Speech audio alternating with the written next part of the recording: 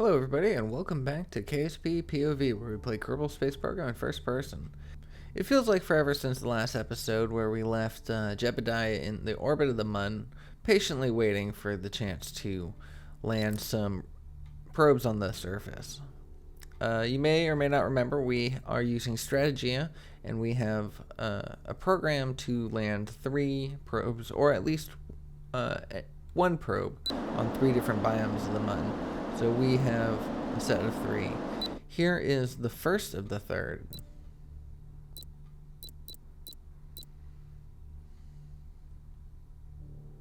So I'm going in here and I want to adjust some settings. I'm not exactly sure what it is I'm looking for, but I kind of know it when I see it. So I go and I hit difficulty options, and then suddenly my computer starts to freeze. And I regain control, and then I get the little blue wheel. And before I know it, the whole mission has gone sideways, and I will have to restart. See you soon. When we come back, Jebediah finds himself in a darkened capsule, so he goes and turns on the light. Get a little idea of what's going on here.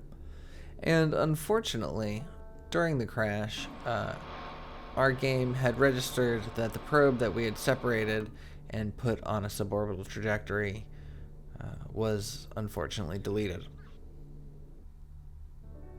We're left with only 2 probes left.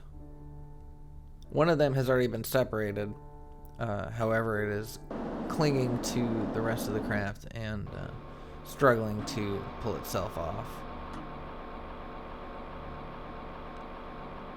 I do a fair portion of this episode in third person just because it was kind of impossible to see where it was at. And I had been recording for quite some time by this point right here, and this is only the start of this episode. So I was a little frustrated, and I just wanted to get this thing separated. I was very upset that we had lost that first probe. So I apologize for the breaking continuity for the POV of it. I was just trying everything I could. I actually cut out a lot of footage of me wiggling around. So in the end, I decided to just stage the next set and deal with them separately. And when you have it, that was enough to separate them both from it. So that was quite beneficial that worked out that way. So we're going to let Jebediah float in space for a little bit. He's going to be able to get a front row seat to the action as we go back into the control room. We get our screen set up the way that we like them. And we fire our engines and get ready to land. Just as a reminder, we are in a polar orbit here, and so we are going to be landing at one of the poles and then in one of the craters. We were going to hopefully land at both poles, but I like to land at the poles with my probes, especially when first arriving at any celestial body, because I don't typically visit them with a crew. I typically visit the equator or surrounding areas, and so by visiting them with the probes, I just kind of get them out of the way.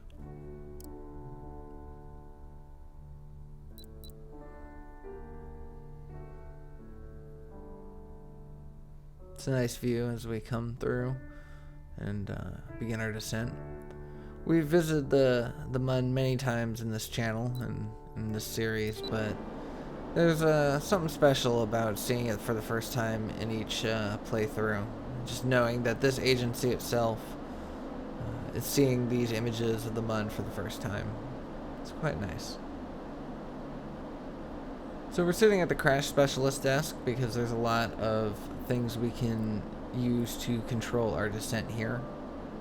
There's a lot of specific items, and all these things can be found in the mission control desk, Gene Kerman's desk, but I like utilizing the specialized desks for what they need to be.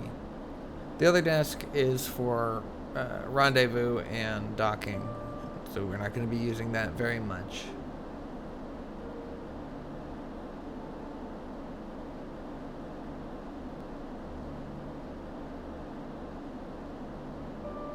And so now we're about 4,000 meters and descending, coming down at about 200 meters per second.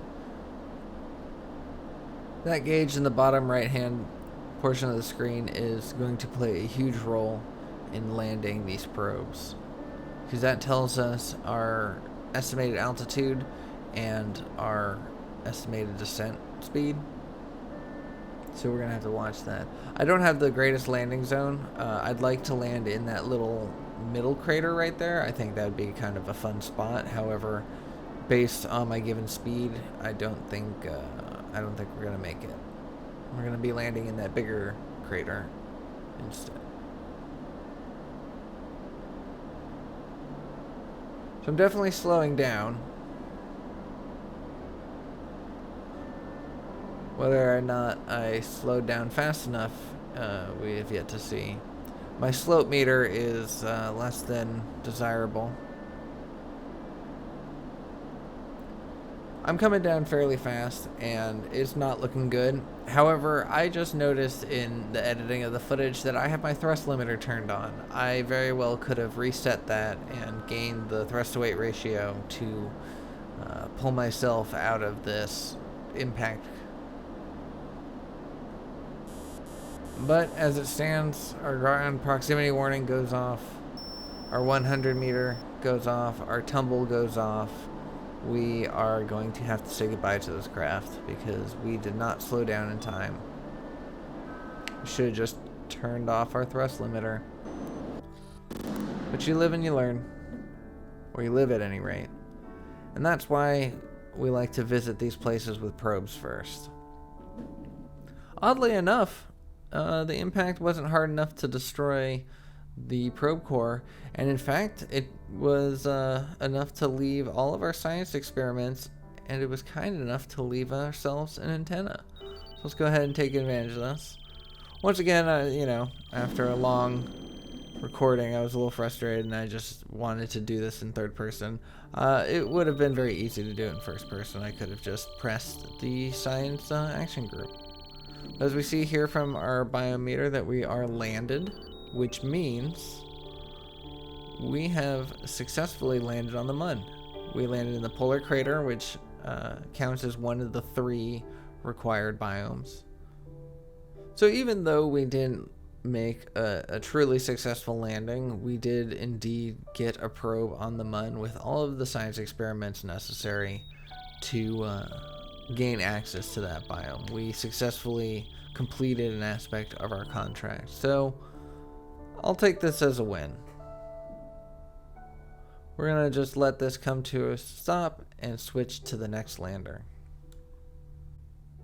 And we're gonna try something a little bit different this time. In the probe control room, we have access to some MechJeb options. And so we're gonna go over here and test out the auto landing function. So we go ahead and click it and we see our craft rotate and turn. So now we're facing retrograde and we are firing. We are doing this action. I decided to just do it now. I believe all we need to do is have auto land at some point and it will function correctly.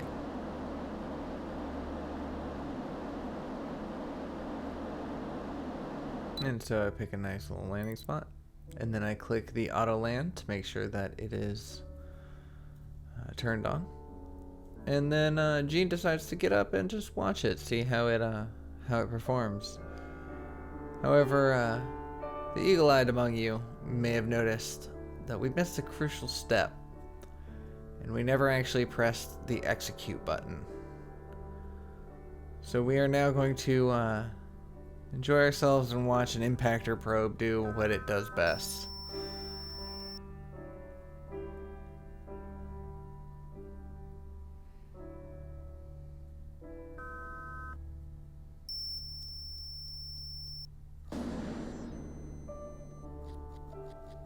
There's no surprise there. But, you know, given how this whole mission is going, it's no surprise that we would have had an issue with that as well. But like I said before, you find out in hindsight sometimes where you went wrong, and we did not execute that auto land, so that was on us. So Jebediah comes back, turns on his capsule, decides to rotate a little bit to get a little bit of the reflected sunlight into there to more easily identify its buttons. Makes contact with mission control and is updated on the situation. He's told to come on home.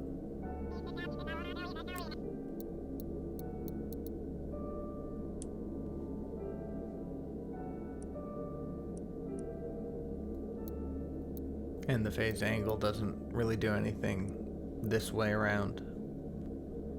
But we have Kerbin selected as our target, so let's go ahead and plot our maneuver in the map mode. We have plenty of Delta V left. We actually still have an entire stage at our disposal, so. And this maneuver itself is only going to take 312 meters per second. 317, excuse me.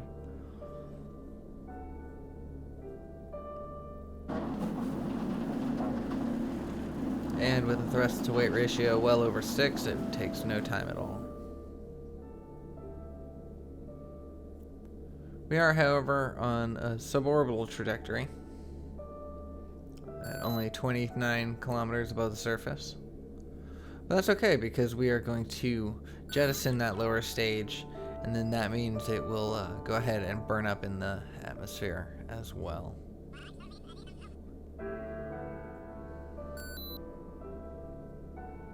So we're going to time warp ourselves away from it a little bit, and then flip around retrograde and kind of bring ourselves out of our dive. But of course, we're not facing the right direction. It's actually lowering our periapsis. So I decided to just wait until we exit the sphere of influence of the Mun. See what kind of changes we see then. So it's freezing up as we're changing sphere of influences. Happens every now and then. And then when we do regain control, we find ourselves at 237 kilometers above the surface. So it's good that we didn't spend too much time fighting our trajectory earlier, because we can just adjust it now. So I'm actually going to keep the 230 kilometer apoapsis or periapsis and turn it into my apoapsis as we circularize at that height.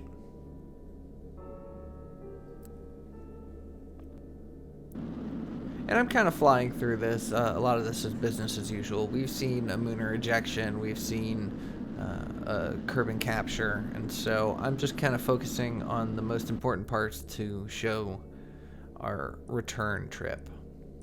But I am desperate to get back to this mission. I want to land probes successfully on the Mun. We still have to land 2 different biomes, and so I want to get to that today.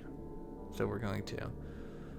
Using the trajectories mod, we tried to aim for the KSC, but I mistake the Cove launch site for the KSC, so we're actually aiming for the Cove launch site. But that's okay. It's close enough.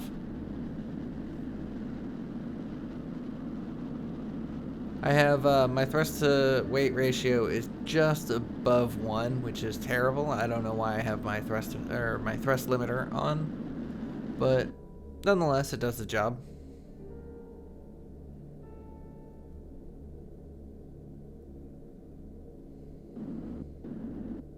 Just making some corrections.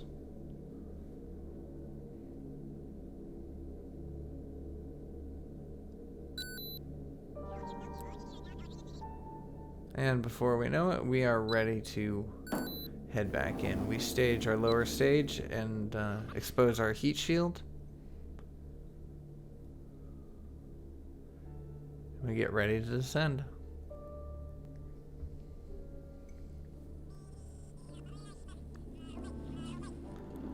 So the heating effects start to take. The craft is rocking and shuddering under the tremendous G-forces.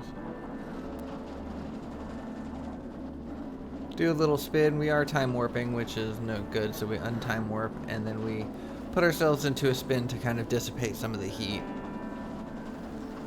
We're going to go ahead and fast forward a little bit because we end up doing that for quite some time. So we're gonna fast forward to about 26 kilometers above the surface, past most of the most dangerous heating.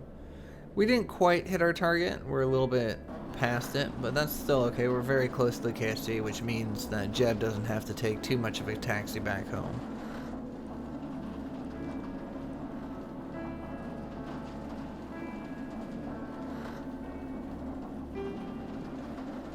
And we're going to skip ahead once more. Now we're at 2 kilometers. Our parachutes just deployed. They have not quite opened yet, but we will be coming down soon. Volumetric clouds looking great as usual. It's always nice to have something to look at outside the capsule window.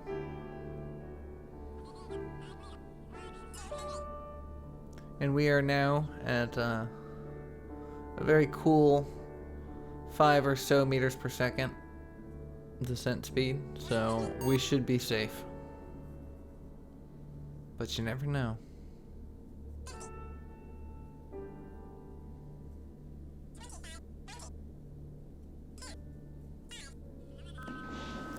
And with that, we made a safe splashdown. Jebediah phones in to Mission Control, asks for a ride home, and promises to do better next time.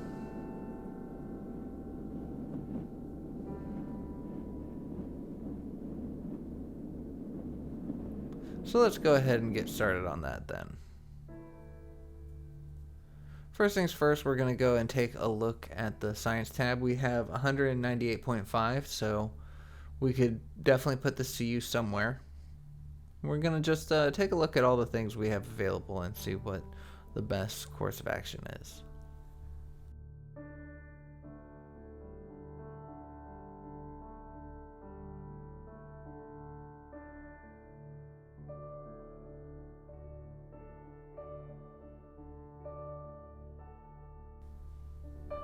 Advanced exploration is good, but it's focused more on Kerbal, actual Kerbals being around, as well as scanning tech, and we don't really need to focus on that right now. Heat shields would be good, but the heat shield sizes is a larger size, which currently we're trying to work with small things, small probes and stuff. Precision engineering is definitely going to be a huge part of that, as we get access to more communication dishes and the ever-coveted Probidobidyne Octo 2. This tiny little thing has more SAS control than anything we've had so far, and is going to be a great asset in our space agency moving forward. This is some good stuff, communications, but nothing else. And I've been coveting the supersonic flight tech node for a little while. I want to start getting into space planes and SSTOs. So we're going to go ahead and pick up precision engineering because we want to work with small probes immediately. So let's go ahead and start working on our new lander. I didn't like how the previous lander performed. I didn't like the way that it got stuck on itself, so we're going to try to fix that a little bit more. Plus, we're going to utilize the new Probidobidyne Octo 2 in our design and anything else that the precision engineering tab can give us. These communication dishes are nice, but they're way too big, so we're going to settle for one of these smaller ones. 2 of these smaller ones, actually. We're going to put them in symmetry. And that will double their power, which is good, and it should be enough power to get us to the Mun and back. Get our signal to the Mun and back, excuse me. So we're shoving our science experiments on there. The magnetometer boom is going to be right on top. We have a camera that faces directly down, as well as one pointed sideways. And that is to check our horizon level as we land, as well as to keep an eye on the sun and provide the best amount of solar power for our solar panels. So we doubled our fuel tank, which gave us over 1,200 meters per second, and we have 4 engines on there now. In the previous version we used 3. But we are going to change that eventually. Currently we are setting up our action groups, and added another experiment. We are adding the Kerbal Engineer Redux chip, so that way we can maintain information. And then I decided I want to change up my design a little bit, so we head back for three-way symmetry and adjust it, because I have a new science experiment from the D-Magic Orbital Science mod, is this little laser experiment, and so I want to add that as well. But of course that experiment adds mass, so we're going to have to balance that out, make sure that everything is symmetrical.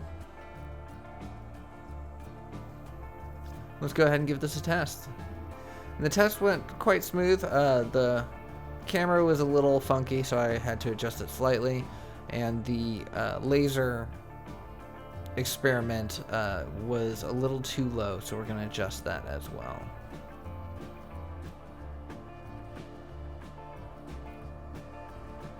Before that, we are going to work on our delivery vehicle, and part of that is a little probe that's meant to come back, and it doesn't need to be much, just needs to have a heat shield and some batteries. We're going to throw a communication dish on there, everything that it needs, some parachutes, definitely, because we want to safely return this probe back home, because according to our contracts, we still have technically not made orbit.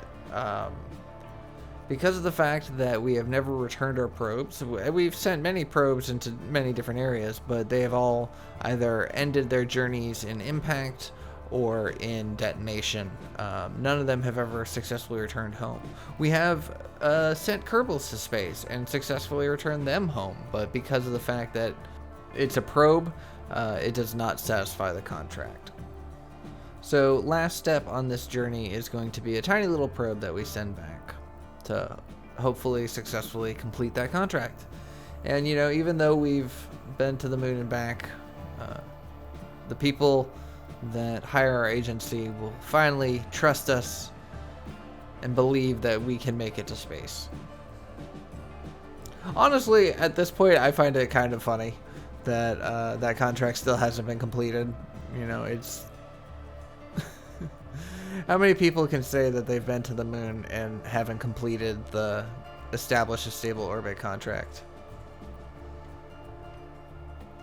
Alright, so I kind of talked through the building of our launch vehicle, but it's basically the same launch vehicle that we've been using this entire time. I go ahead and spend the extra science on some construction tabs, so that way I can utilize a few more parts. So I'm going to change up the mini lander a little bit. Like I mentioned, the laser was a little too high.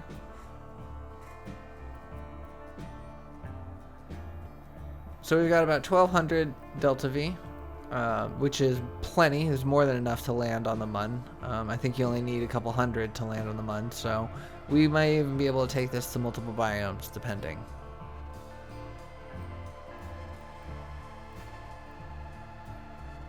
There we go. So yeah, I should have just tested it to begin with.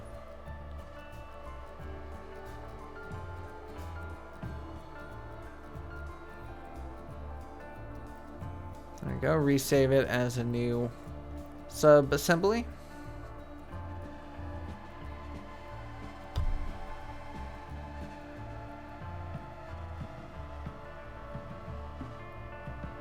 And once again, we're just gonna rebuild that little return probe.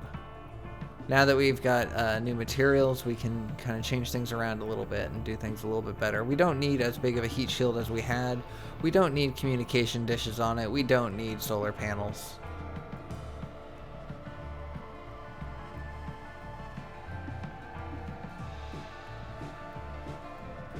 So set both the drogue chute and the main chute. Attaches the coupler. Give itself a little camera, one facing down so I can see where we're going, one facing up so we can see our parachutes deploy. And let's just start stacking these probes on top of each other. I did, of course, not pay attention to the fact that I have the probes set up the same way that I did in the previous mission, so we run the risk of that problem that we had where the probes were kind of stuck on each other. So that's something to look forward to. Throw this all in a fairing. Nice little 1.25 meter fairing is all you need. And this is perfectly enough to get us to the moon and back. We're going to throw some solar panels on here and a communication dish. This is meant to burn up in the atmosphere, so we don't need the solar panels to be retractable. We can save some money on them. Give it a little bit more fuel. Calculation said that that would be a little bit better. Let's go ahead and do a simulation of this. It was able to make it both to the moon and back, as well as land a lander or two. The reaction wheel will be better. Reaction wheels are always better. And we're going to go ahead and throw the Kerbal Engineer Redux chip on that one as well. So we've got our decoupler. Let's go ahead and work on the lifting stage. And once again, it is one orange tank with a medium orange tank on top, 2 side boosters. We throw some parachutes on them to hopefully recover them, and a Pila engine as well. But we are going to use a more upgraded version of our engines on those side boosters this time. I can't remember which one it is. I don't think it's the Poodle, but it's something dog related, I'm sure.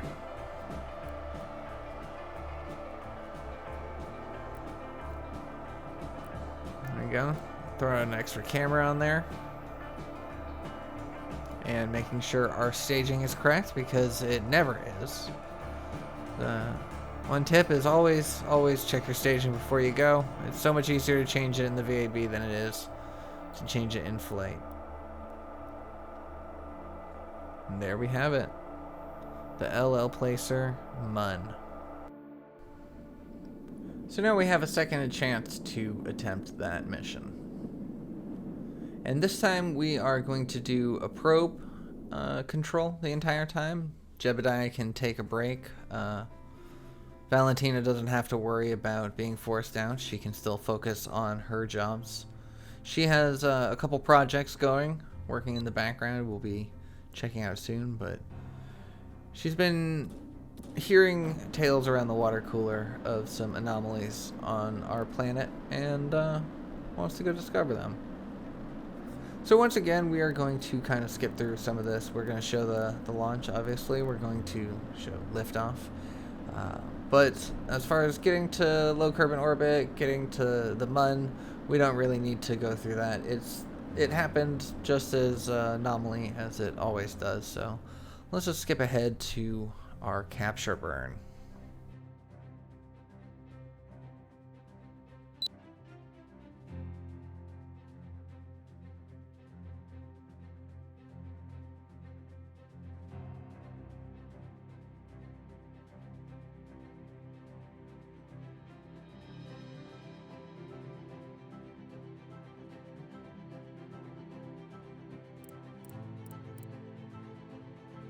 We get our ScanSat map up.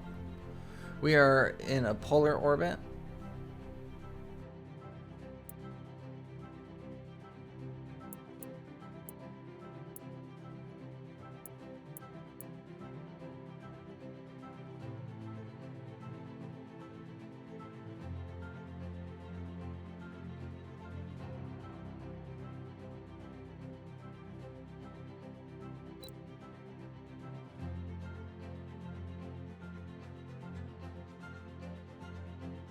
And at the appropriate time, we go ahead and burn full throttle.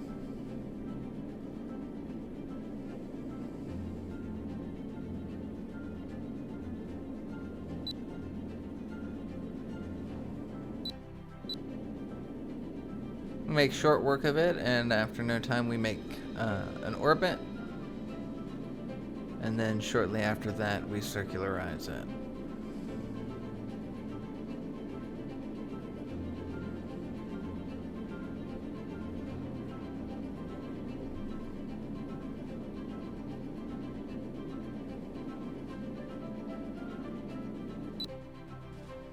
There we go.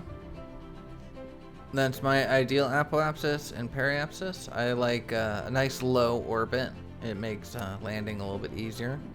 So we went ahead and staged our first lander. We're going to go ahead and switch over to that.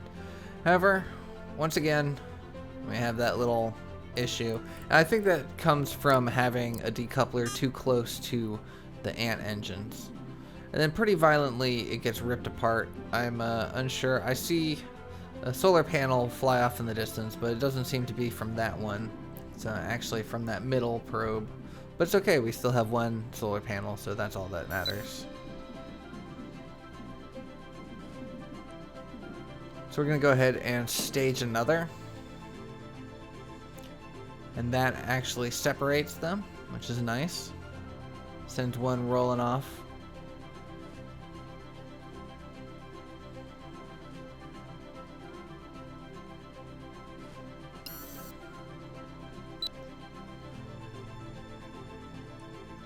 And we have one more lander to let go of. Go ahead and get rid of that as well. We see it separated successfully in the camera. Nice. The whole CAM's VDS mod is so crucial to the POV lifestyle.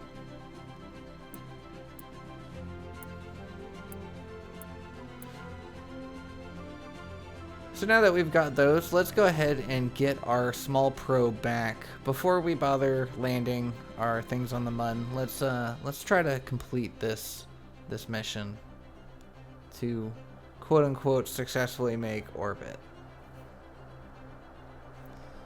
And seriously, I've been using probes, like little tiny probes, this entire time. Like, there's no reason for these things to impact the surface with the speed that they did.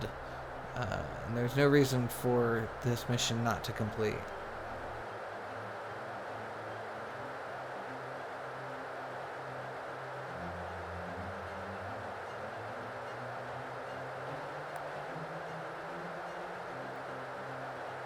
Yeah, it barely spends any time and barely gets to any kind of temperature as it comes through the atmosphere. So easy of a re-entry. I did wish that I had landed a little bit more in the sunlight, but I can still kind of see the clouds.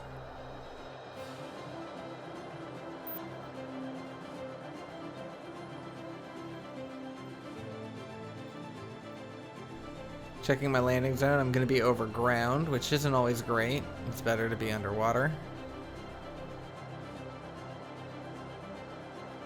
I've now passed 5,000 meters, but I am falling very quickly, and my altitude rate is not dropping. And for some reason, my chutes didn't auto-deploy, so when I eventually did, it was too late. So we had once again destroyed our probe, smashed it into the ground, and once again have failed to complete the establish a stable orbit contract. One of these days, we'll make it into orbit. But for now, let's go back to the Mun and work on getting our lander down to the surface.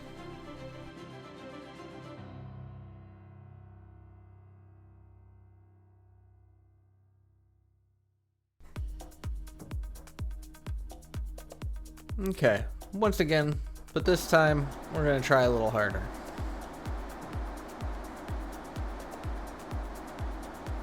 We got a nice little display of our engines, our trifecta engines. It's interesting putting a camera on the bottom like that.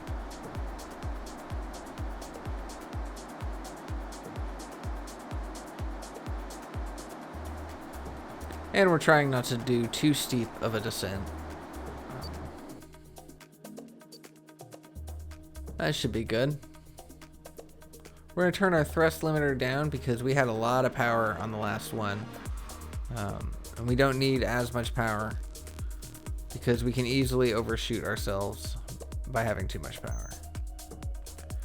Come back over here to the crash specialist desk because I just feel like it's the best usage of this desk.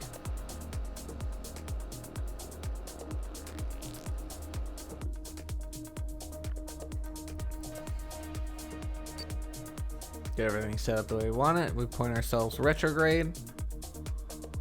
we get our warnings and our ground proximity warning system set up. So at 200 meters, we'll hear a little tone, and that will tell us that we are at 200 meters.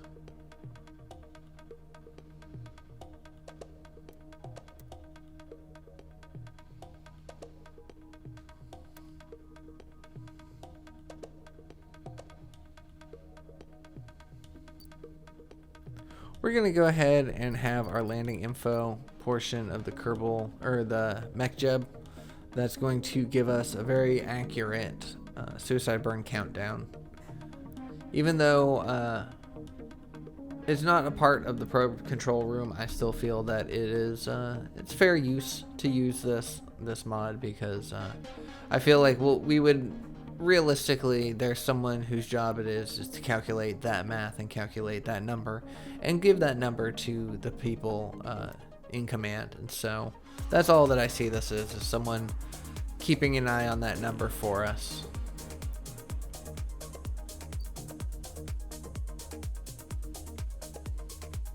Just kind of rotate ourselves upright and get ourselves ready for a landing.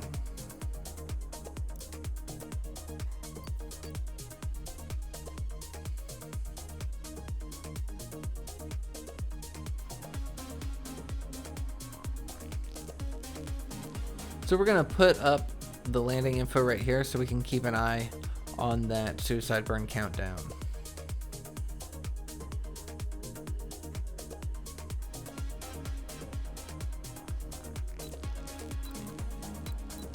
Getting close, you don't want to time warp past it.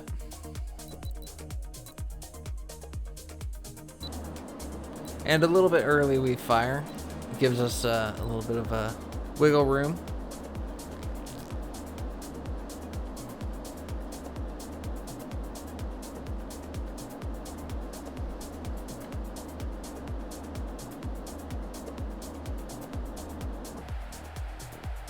We're gonna speed up the footage a little bit.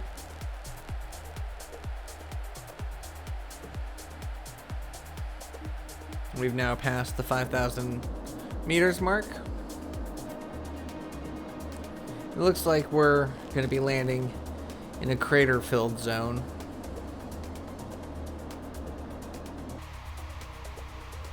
Gonna speed up the footage once more.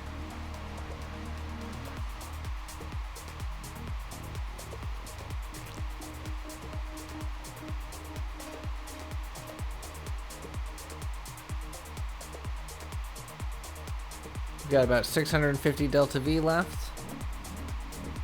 Should be more than enough.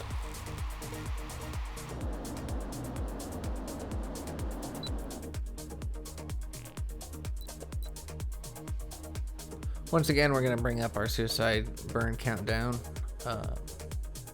Because we burned early, we slowed down sooner than we had planned, so now we can afford ourselves some coasting time.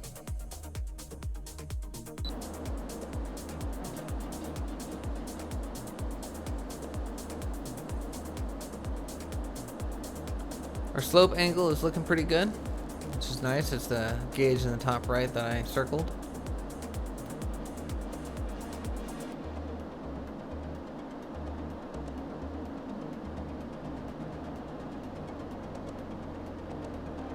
And we are slowing down quickly enough.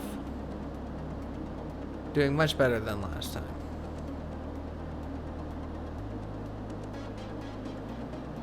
Only about 1 kilometer above the surface. Less than 1 kilometer, actually.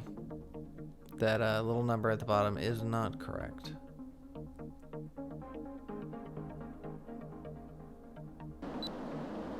So we're just going to babysit our throttle. We're going to come on in and off of it. We don't want to overshoot and start heading back upwards.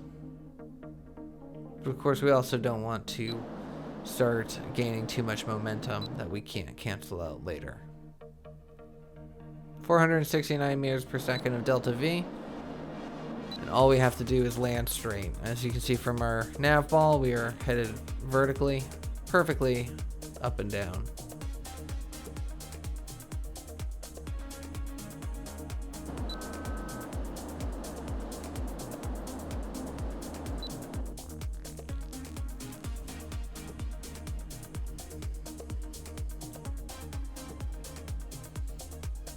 Get a nice clear view of the rocks below us.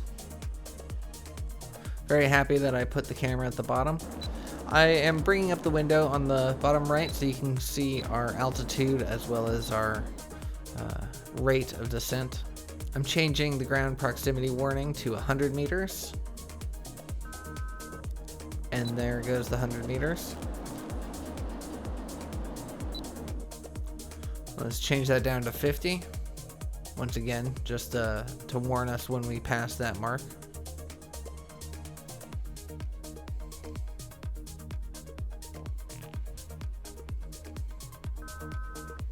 And there we are at the 50 mark, and we are coming down. Once you pass the 50 meters mark, things start happening very quickly. So we are now descending at less than 5 meters per second, less than 1 meter per second, and we just barely, ever so slightly, started ascending. That's okay, because we are now heading back down once again.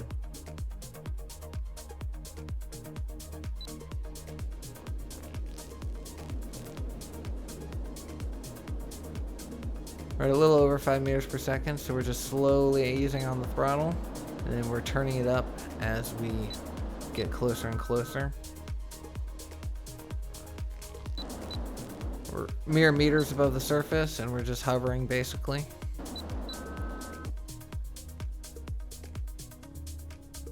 And just like that, we made contact. We have done it. We have successfully landed on the Mun, and this time for real, with all of our landing gear touching the surface, all of our pieces intact. Let's go ahead and turn off this engine so we don't risk moving our craft, and let's do a bunch of science.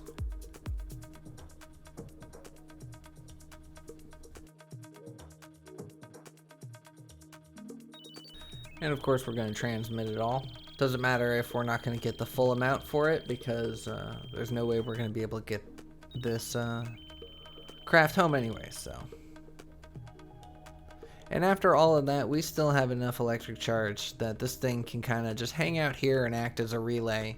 It's got some pretty decent communication dishes on it, and it's got enough solar panels that it should keep it alive for as long as it needs to be alive. So now we leave it in a crater, in a crater, in a crater, in a crater, and we transfer back to our other craft.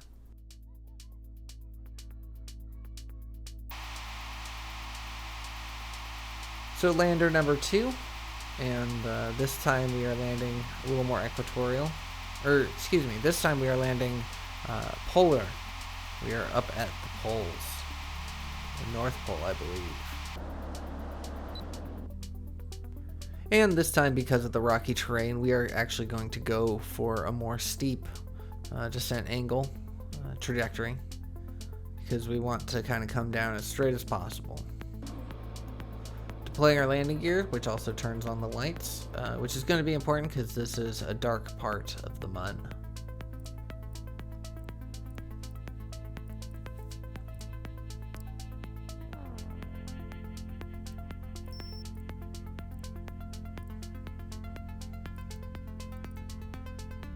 Get my gauges all turned the right way, the way that I like them. Get my warning system set up properly. And once again, we're bringing up the landing window so you can see the burn countdown. It's depending on where you burn can drastically change the outcome of your mission.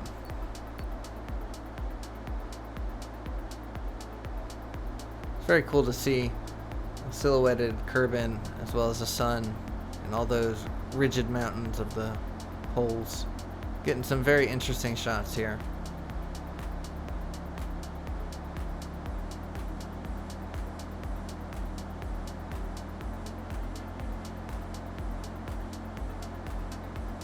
And we're just going to be writing this down once again, looking at our altimeter and our rate of descent. Honestly, that little gauge is probably the most helpful out of any of these for landing. They're all helpful, they're all useful in their own way, but you could use that and almost that alone, and you can land yourself. I mean, the nav ball You need to know which direction you're going, but if you can tell how fast your rate of descent is, that's the key right there. Our slope is pretty high, like ridiculously high, so we're going to try to adjust that a little bit by aiming sideways and kind of pushing our trajectory a little more horizontally, hopefully landing on the inside of the crater.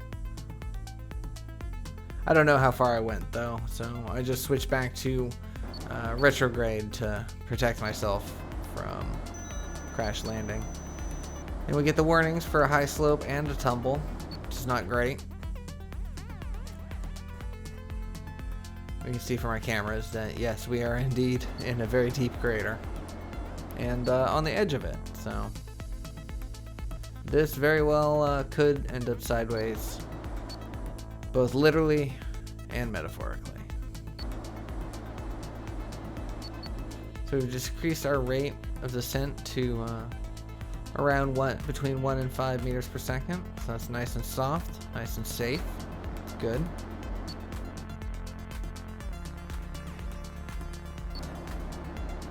After all the mess ups and mishaps of the last mission, the one that you saw in the beginning of this episode, I just want to take every precaution I can. We make contact, and we freak out a little bit and throw on our throttle again and lift ourselves up once again to make contact. And then before we could screw it up any worse, we run our science experiments. I do forget to hit the transmit button on the first one, so instead we're just going to keep all of our experiments and use the transmit all action group.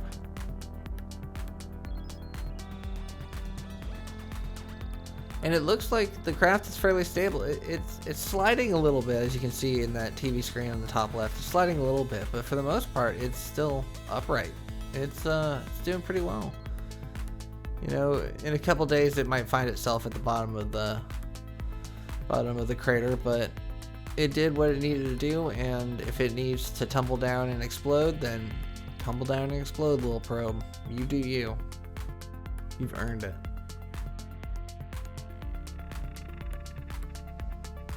And in the craggy abyss of the northern pole, that's where we leave it, and we transfer it back to our third lander.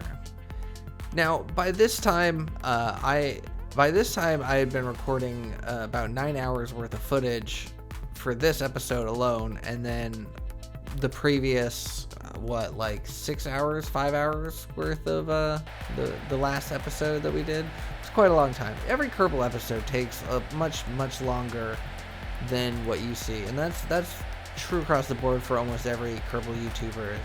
Every episode you see is the culmination of many hours worth of work. But I just quickly glanced over our mission log, and we no longer have the Strategia program to land on the Mun, because we landed all 3 probes in our place.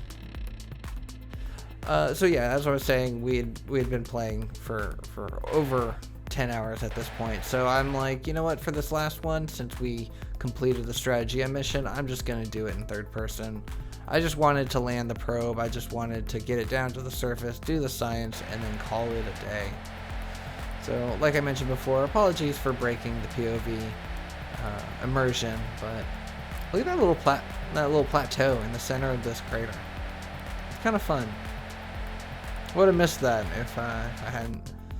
There are definitely some benefits to the third person. I mean, obviously everyone plays in third person, but I do miss it sometimes while playing POV. That's why I always loved coming back to the Escaping Kerbin series, but we've completed that. We escaped Kerbin.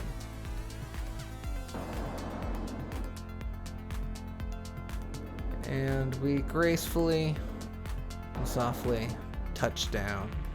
And once again, a successful landing, successful amount of science done, and it'll all be transmitted and teach us all something new.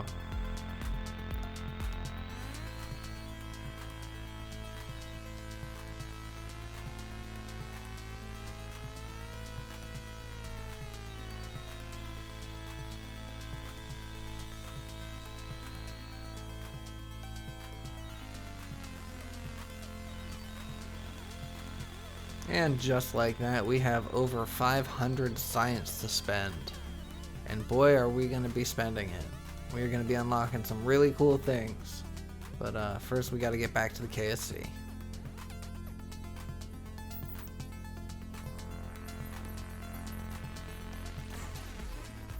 So first things first, we're going to take a quick look at our missions to confirm that we have indeed completed that strategy program. So that's very nice. The only missions we have now is to rescue a Kerbal and of course get into orbit. But for now we're going to take a look at our science tree, and we're immediately going to unlock the aerodynamics because I want that space plane. I want space planes so bad. I want to start taking tourists up. I want to start making some real money. I of course look through everything because always got to weigh your options when it comes to spending science, especially spending as much science as we are about to. Gotta utilize that the best way possible. Like this unmanned tech is very, very, very enticing because it's all about probe stuff, but I feel like I might want to take a break from probes and start getting our Kerbals out there. So high power electronics would be good as well for the long distance trips and stuff, but no. We are going to get supersonic flight. We're going to get access to the Mach 2 cockpit. We are also going to go and unlock some command modules. We're going to want to do some more crewed missions soon. And if we're going to rescue ANBR Kerman, we are going to need somewhere for her to sit. And then lastly, we also unlock the advanced aerodynamics, because what is the point of getting Mach 2 plane parts if you can't get the aerodynamics to best suit them, you know? And last thing we're going to do in this episode before we call it quits is check out our administration building and check out what Strategia has to say. So we got the completed awards. We've got everything marked off. The program is complete. There's nothing else we have to do. We still have Probe Frenzy available, working, so we get more science from probes. We cannot do the impactor probes yet, so we're going to have to figure out what we're going to do in the next episode. And I think I'm going to try to get that episode out next. I have been neglecting this series a bit, and so I want to kind of get through some of the stuff that we already have, because it's some really cool footage and I'm excited for you to see it. But anyways, that's where I'm going to leave today's episode. Thank you so much for watching. I hope you enjoyed it. I hope you're looking forward for more KSP POV. If you did, please consider giving me a like, drop me a comment, let me know your thoughts, and I will see you all in the next one. Take care.